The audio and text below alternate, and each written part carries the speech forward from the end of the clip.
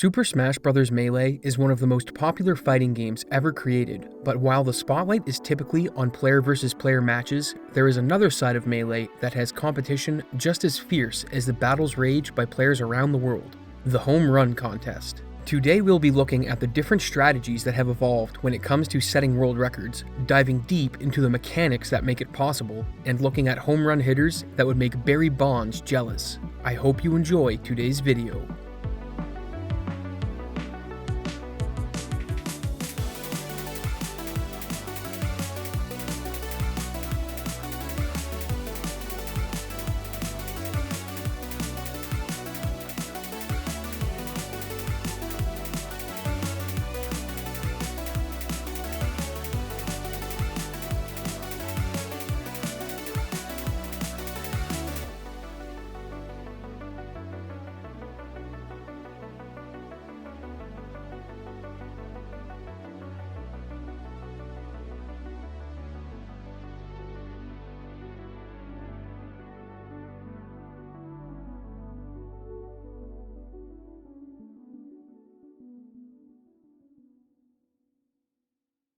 Before we dive into the sea of world records, we need to sail through this video's sponsor, World of Warships. World of Warships is a free-to-play game available for PC that features over 400 historical ships that you can play on over 40 different maps. If you couldn't tell from my intro, I quite enjoy nautical themes, and World of Warships pays great historical detail to the ships in its game, giving descriptions of their capabilities and some interesting information on their real-world history. Tactics play a big role in if you'll score a victory in battle, and one of my favorite moments happened on one of the winter battle maps when an enemy ran into an iceberg and my team took the initiative. But it gets better. His sunken ship became a marine hazard and another enemy collided with it, allowing us to get a 2-for-1 deal and seal the victory. Download World of Warships now using the first link in the description and use the promo code FIRE to get 200 free doubloons, the premium Battleship USS Texas, 20 Restless Fire Camouflage, 1 million credits, and 7 days of premium account. Don't miss out on this great opportunity and download World of Warships now.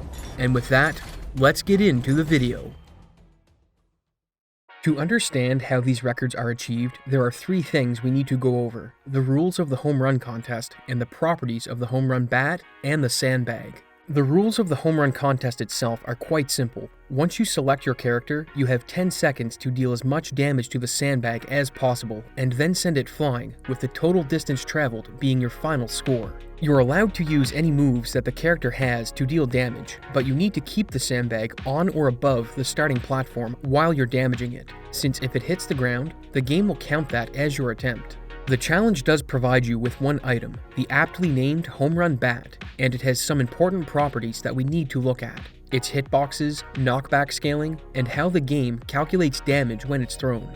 It may come as a surprise, but the bat has 4 different hitboxes, with each having their own properties that affect how far something travels when a hit registers with one of them. Along the shaft of the bat are 3 of the hitboxes: the close, middle, and what the community call tipper. The difference between the 3 hitboxes is roughly 3%, meaning that a forward smash with a tipper at 150% will send the sandbag as far as a mid-hitbox smash at 153%. But if you really want to swing for the fences, the tipper generates the most knockback, which is the next mechanic we're looking at. Knockback has some heavy physics interactions going on, but there are 3 basic principles that affect how far a character will get launched when hit by an attack: the weight of the character being hit, the gravity of the character being hit, and the knockback property itself. Weight refers to how much resistance a character has to knockback, and typically, the bigger the character is, the more weight they have. Characters like Bowser and Donkey Kong will be launched less distance than a character like Pichu or Jigglypuff when being hit by the same attack, if all other variables are the same. Gravity is how fast a character will reach their maximum fall speed, with each character having a gravity value that ranges from 0.064 all the way to 0.23. It's worth noting that a character with high gravity doesn't mean they fall faster than other characters, just that they reach their maximum fall speed quicker than a character with lower gravity. Here's a quick example. If you compare the highest and lowest characters getting hit with a Falcon Punch, you can see the different gravities in action when they start to fall, but the sandbag is unique. It has a gravity value of just 0.005, which means it's designed to travel a lot further when launched, but this also creates the problem of keeping the sandbag on the platform, as we'll see later. This leaves knockback itself, which is broken down to two properties, base knockback and knockback scaling. Base knockback is the minimum amount of distance a move will knock an opponent backwards regardless of their damage at the time of the hit, which is why the home run bat sends players flying even at a low damage percentage. Knockback scaling determines how much the knockback velocity increases as characters reach higher damage percentages. While they don't start off particularly strong, as the damage piles up, some moves can even outgrow the base knockback of the home run bat itself, and this creates some interesting problems for players to solve, as we'll see in just a bit. So let's look at some world records. There are two different titles players can compete for when it comes to HRC. The most obvious are records that pertain to an individual character and having the furthest distance with them. But for home run diehards, there's one title above all the rest, the overall champion. The overall champion in HRC is the person with the most total distance across all characters. It's a distinction for the person who's mastered every character and taken their home run distance to the absolute limit. And you're probably thinking, what's so hard about piling on damage than hitting a home run?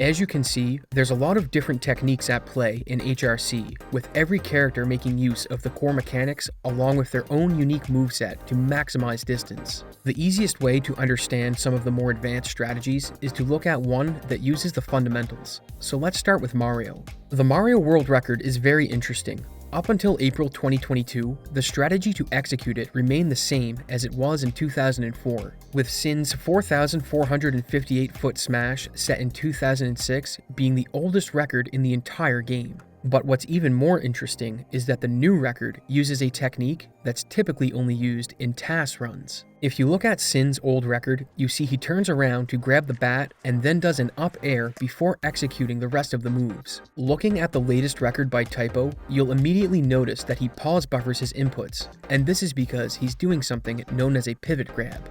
A pivot grab allows you to get the bat and turn around faster, but due to the tight frame window required, it's normally only possible to do this in a TAS run.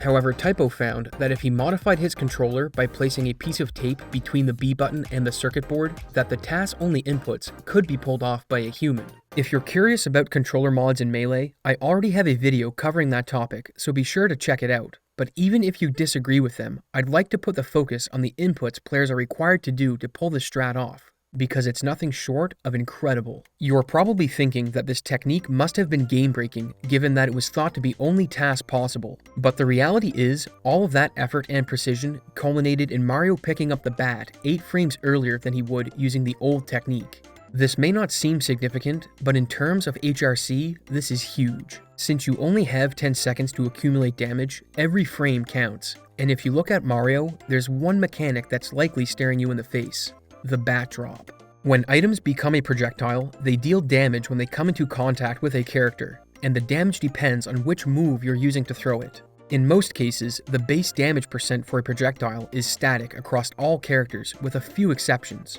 But for a dropped item, things are a bit different. The base damage a thrown item does is calculated with this formula, but for a grounded bat drop, the base damage of the item is halved, so it will deal 11.9% when dropped. But you likely noticed that Mario was dropping the bat while in the air, and this is because aerial bat drops factor in speed due to gravity. Like a grounded bat drop, the aerial version also has halved damage, but it also has an initial speed of 0 when you first drop the bat, and since you're in the air, it will gain speed as it falls, resulting in its damage incrementing by about 0.25% per frame that it's falling. For HRC, this means that bat drops are a necessity, as they allow you to combo free damage from the falling bat with moves to increase the damage meter to heights you couldn't reach normally, but they aren't the easiest strategy to pull off, for multiple reasons. The first is that the bat moves the sandbag when it makes contact, so if you were to chain together bat drops, the sandbag would immediately fall off the platform and ruin your attempt. To address this problem, players perform what the community refer to as bat drop combos, a bat drop combined with a drill hit or meteor smash, since these moves help control knockback. Bat drops are useful, but there's also the issue of the bat bouncing off the sandbag. This can make grabbing it difficult, but luckily, Melee introduced a mechanic that allows you to catch items mid-air, which makes pairing bat drops with strong aerials a key mechanic for a lot of characters. Putting bat drops together with aerial regrabs and meteor smashes creates a meta mechanic players call spacing, which is keeping a specific distance from the sandbag that increases damage and keeps the timing on the bat drop consistent and repeatable. The bat has a circular hitbox, so by spacing the bat drop at the maximum distance so that it barely connects with the sandbag, you can increase the damage by about 1% per bat drop, which in the case of Mario is roughly 5% across all of his combos. Spacing is very important, and at the high level, when two runners execute what look to be identical runs but end up with different damage percentages, it's usually because one of them had spacing that was off, which caused the bat to hit the sandbag earlier than intended. So where does this leave the record for Mario? I know that's a lot to take in, but he's considered to be one of the basic characters when it comes to HRC, and the current record is held by HRC Typo, with a total distance of 4,461.7 feet, which may seem like an incredible distance if you've tried HRC yourself, but for these world records, we're just getting started. Bat drops are an integral part to almost every character's strategy for performing well in HRC, but this doesn't mean they all follow the same pattern that Mario uses to achieve great distances, and the umbrella breaks down into 4 different categories: high percentage bat swingers, low percentage bat swingers, high percentage with alternative finishers, and low percentage with alternative finishers. We just looked at Mario, who is a high percentage bat swinger, which means that he uses bat drop combos to pile on high damage percent, then finishes with a smash attack using the bat. There are small variations among characters under the same category, and today we'll be looking at some of the more notable examples. So for now, let's look at low percent bat swing, particularly Sheik and Zelda. What happens when a character doesn't have many useful tools for hitting a home run? You get the strategy that Sheik and Zelda use for their world record, and it's as far out of the batter's box as you can get when it comes to HRC. Sheik starts with a bat throw combo, but uses a jab instead of a drill or meteor smash to keep the sandbag in place. But things get a lot different after the initial setup. So why the change? To answer that, we need to look at what Sheik and Zelda don't offer in terms of HRC. Sheik lacks a meteor smash, which is important from stopping the sandbag from moving too far left or right when performing a bat drop combo. On top of this, Sheik's forward smash with the bat sends the sandbag flying at an almost straight line upwards, so she lacks a good finisher on top of not having bat drop combos. However, Sheik is a dual character, so in Zelda form, there surely must be something that can help us swing for the fences, but unfortunately, Zelda doesn't offer much of anything either. She does have a meteor smash, but it's the weakest in all of Melee, with a long startup, long lag, and bad damage. And while her other aerials have big damage, their knockback would put Sandbag off the platform, making their inclusion very difficult. If you compare both characters, it becomes clear that aerial attacks aren't their forte for HRC, unlike in Versus mode where they're very powerful. But it's under constraints that the most brilliant works are created, and what the community came up with to send the sandbag flying is nothing short of genius. Lacking repeatable bat drops and a good bat swing finisher, the up throw that Sheik opens with has some big upsides. It deals decent damage at 24%, and it can be used to set up 2 different combos, a throw jab sequence and something called a double bat drop combo. The jab combo is very easy to understand. If you've played Melee, you're likely familiar with some characters having a repeatable jab that fires off in a sequence once you start mashing the A button. But you can interrupt the multi-jab if you grab a bat just after the first jab's animation. But this is limited in use, as it will stop working after a few repetitions due to Sandbag moving out of hit stun at higher damage percentages. But the double bat drop combo is a different beast altogether. Are you ready? Don't blink.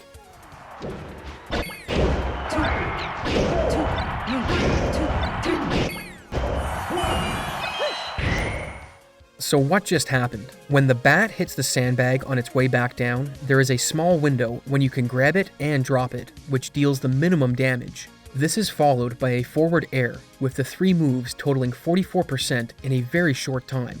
But even more impressive is the window between the first bat hit and the forward air, as it's just 11 frames. This is huge for Sheik, but you likely noticed something during its execution, and it's time we address the elephant in the room. Why is the sandbag able to fly in from the left of the screen? 50 feet to the left of the platform is an invisible wall with physics fully activated on it, and it significantly raises the skill ceiling of HRC. This works to Sheik's advantage since her aerials have high knockback. She's able to use the wall to bounce the sandbag around while she builds up damage. It does cost time, but that's vastly outweighed by the damage she's able to achieve. The backwards momentum the sandbag gains off the first wall bounce is very high, so much so that it's actually a problem for keeping it in line when you're trying to execute. But the current record holder Typo adapted a tactic that Japanese runner Octopus6318 invented called the knockback stall. There is a HRC leaderboard that imposes the rule of no bat allowed, and in this variant competition, players came up with a strategy called knockback stall when juggling off the wall. By balancing the backward momentum of the wall bounce with the forward momentum of a character's forward air, the sandbag will stop moving and stall in midair before it inherits the momentum of the forward air. This allows players to effectively cancel the knockback from the wall bounce and greatly expands the field of options for characters that don't have a lot of tools for stacking damage under the constraints of the HRC.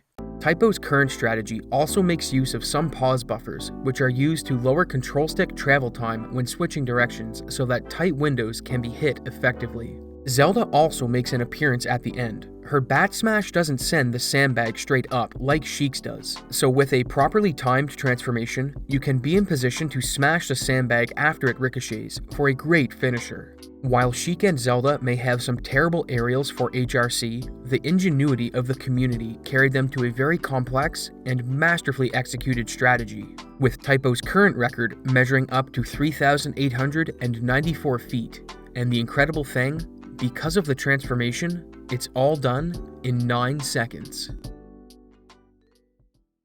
So far, we've looked at characters that finish their sequence by using the home run bat, but we haven't looked at the alternative finisher categories. So let's have a look at low percent alt finisher with Roy. A common thread between the two low percent categories is that the characters don't have good aerial moves for HRC, and Roy is no exception because his down air has 2 hitboxes that have wildly different effects. Like the home run bat, Roy's sword has more than 1 hitbox, with the 2 that make contact most frequently being the strong hitbox and the weak hitbox. The weak hitbox is at the end of the sword, which is called the tipper, just like on the home run bat. With Roy's down air, if you make contact with this hitbox, whatever you strike will be sent straight up into the air, which makes it a good beginner strat, but with low damage, it's not great for world record level combos. The strong hitbox is located on the half of the blade closest to the hilt. It's slightly larger than the weak hitbox and will spike the sandbag with a meteor smash if it makes contact. But getting the meteor smash requires a precise hit, which leads to the biggest challenge with Roy. His down air is widely unpredictable when it comes to connecting with the right part of the strong hitbox. Chances are that instead of scoring a spike straight down, you'll likely end up knocking the sandbag off the platform due to the precision and timing required to perform a downward meteor smash. On top of the spacing issues, both hitboxes on Roy's down air have very low damage. In fact, all of his aerials are pitifully weak. But as we saw with Sheik, if good aerials aren't an option for combos, it's time to improvise. And Roy does something unique. He incorporates double jumps. You're probably thinking that double jumps cost more time to perform than single jumps due to the additional animation frames. But for Roy and most characters, the opposite is true. The double jump is quicker than a single because the second jump's height is lower, and Roy's strategy makes double jumps a foundational part of its combo. Roy uses double jumps combined with the inconsistent down air and bat drops to stack up damage, but while the double jump may be faster, it has one big issue. When a character drops the bat, it's released from wherever their hand is located at the time of the input, and when Roy is double jumping, his character model rotates on 2 different axes, making his bat drop combos among the hardest to perform in the game. The bat drop combos are the bulk of Roy's strategy, but his finish is one of the most satisfying to watch and is quite the creative twist on the typical finishers. Since you're using the down air repeatedly, a mechanic called stale move negation or staleness is applied to each consecutive use. Staleness causes diminishing returns on damage, and to a lesser degree, the knockback applied to moves if they are used multiple times in a row. Roy's down air is used 4 times in the setup for his finish, so it's lost some damage and knockback potential, which is why to set up the finish, we switch to his forward air. 3, 2, 1. A lot happened in that short clip, so let's break it down. With the down air being incredibly stale, Roy's forward air now deals more damage comparatively, but when we combine it with a bat drop, something fantastic happens. While Sandbag is in hit stun from the forward air, the recently dropped bat makes contact and launches it to the back wall, which allows Roy to perform another bat drop and begin charging a neutral B, which takes 4 seconds to fully charge. The initial ricochet from the back wall would send Sandbag off the platform, but with the dropped bat still spinning, its momentum is halted, which allows the charge special to unload for huge distance. It's interesting that Roy and Sheik both have large amounts of time where they aren't dealing damage to the Sandbag, resulting in a finisher with a relatively low damage percent. But the next character we're looking at not only deals massive damage, but he breaks the distance counter. And as an added challenge, let's see if I can explain it before the Sandbag touches down. Ganondorf's strategy takes us back to the basics. Start a bat drop combo that will get repeated until it's time for the finisher. He initiates with a slightly charged up smash, which is the most powerful in the game next to Pikachu's, and then makes use of his down air, which is the most powerful in the game, but it also doubles as a meteor spike, which helps for spacing. For his finisher, he uses a Warlock Punch, but like Roy's down air, it has some hitboxes that are hard to land precisely, with the desired high damage hitbox being close to Ganondorf. So to set it up, players use what is known as a reverse Warlock Punch. If the target is behind Ganondorf, the Warlock Punch can still hit them in rare cases, but in HRC, a little help is used from the bat, which is thrown up on the final combo to set up the reverse Warlock Punch, for a final distance of 11,347.2 feet, which is the longest distance ever achieved in home run contest. Sort of. The overall champion of HRC is the person with the most total distance across all characters, which is currently Typo, but there's one character whose strategy led to a leaderboard split, because it was so insanely broken. This character ties Ganondorf to the foot. Not because the strategies are that precise, the damage dealt is almost double Ganondorf's, but HRC has a limit to how far the Sandbag will fly, so even if you can hit further, and people have, the result will always be 11,347.2, because the track literally runs out. Who am I talking about? They recently had a move banned in tournament play, but before they were wobbling players to frustration, the Ice Climbers were shattering records in the HRC with the freeze glitch. Also banned in tournaments, the freeze glitch is performed by having the trailing Ice Climber land a grab and then quickly using the Squall Hammer with the lead climber. If your execution is correct, the target will be frozen in place until you grab them again, which for HRC means you don't have to worry about using traditional combos to keep it on the platform. This makes the Ice Climber's glitch strat very straightforward. Get the Sandbag into the freeze glitch, then stack damage as fast as possible by alternating upwards bat throws between each climber before breaking the freeze with a throw to send our poor friend flying. Due to its lower skill ceiling, this is the most tied record in HRC, but what if we could remove the barrier the game imposes on us? How far could we send the Sandbag flying then? If the Sandbag flies past the hard cap barrier, it starts to fall infinitely, and the game will eventually crash. But in the pursuit of answers, a ROM hack that fixes this crash was made. And here's what happened. Wakksbm would create a TAS using the Ice Climber's freeze strat, and since it's a TAS, moves and combos that aren't possible for humans were incorporated. When the finisher landed, the Sandbag flew. And it kept flying. A minute passed, and it was still airborne. And finally, after 2 minutes and 2 seconds, it landed, with a final distance of 80,341.7 feet. The home run contest has a history as old as Melee itself, and while new strats are harder to come by every year, players are starting to venture into the realm of what's thought to be only possible with TAS to achieve greater distances. From its humble beginnings in the early 2000s to the game-breaking optimization of the current records, there's a lot of history and dedication still to be dove into, and if you want a history video, let me know down below. Thanks for watching.